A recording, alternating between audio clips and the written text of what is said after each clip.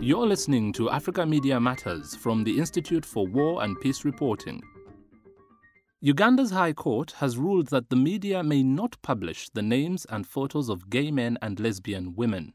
Homosexuality is illegal in Uganda, but last October, the tabloid Rolling Stone provoked a storm of protest after it disclosed the names, addresses, and pictures of scores of gay men and lesbians.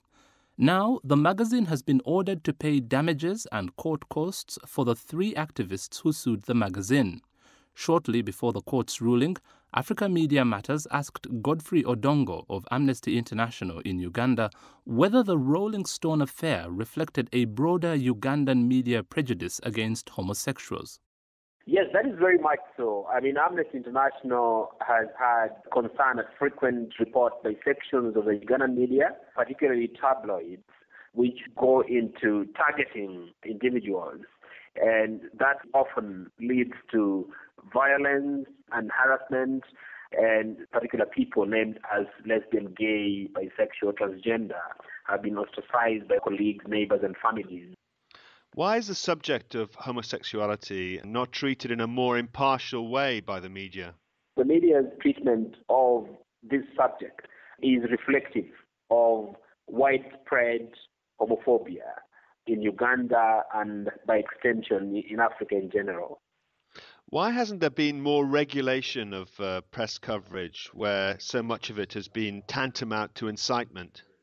It is the government allowing impunity to reign supreme, especially where we are talking about a minority group that the government considers not popular, and so they're easy targets, and so the media can get away with this. The example here is that with the October edition of the Rolling Stone, the new tablet coming out, the Media Council, which is one of the regulatory bodies under statutory law in Uganda, was approached with this matter.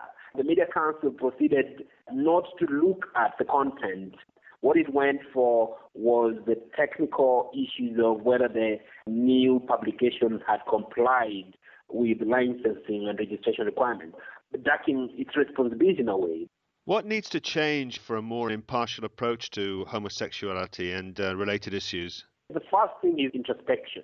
The media ought to take responsibility and then give more objectivity. The second issue is what is the role of the government. Amnesty International is of the view that governments are the primary duty bearers to ensure human rights violations are dealt with and impunity is dealt with.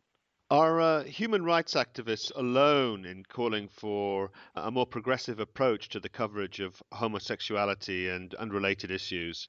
Far from it.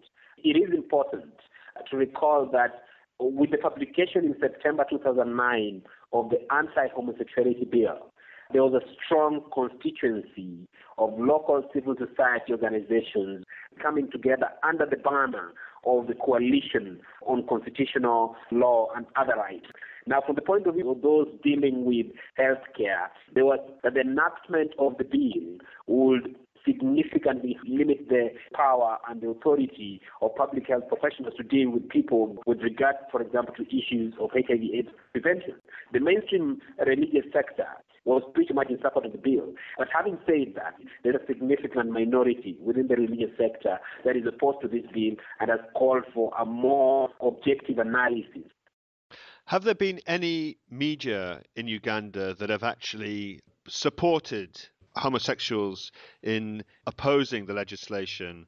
In a way, credit must be given to the mainstream print and electronic media for having allowed for debate on both sides of the issue. The coalition of organizations opposing the bill has put up statements from time to time, and these have received media space.